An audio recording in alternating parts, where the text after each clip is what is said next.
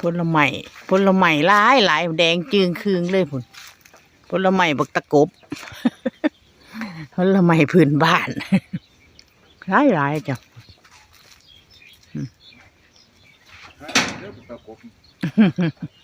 หากินยากเลยจ้ะ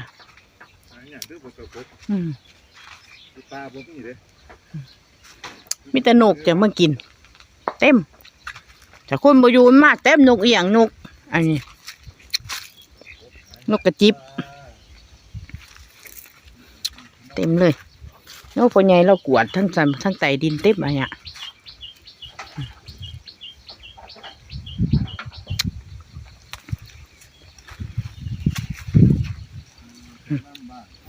3 ต้นทั้งผงกับ3 ต้น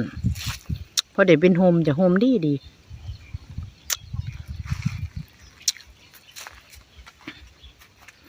ให้ลมเงาดีมากคือบักตะกบนี่แหละ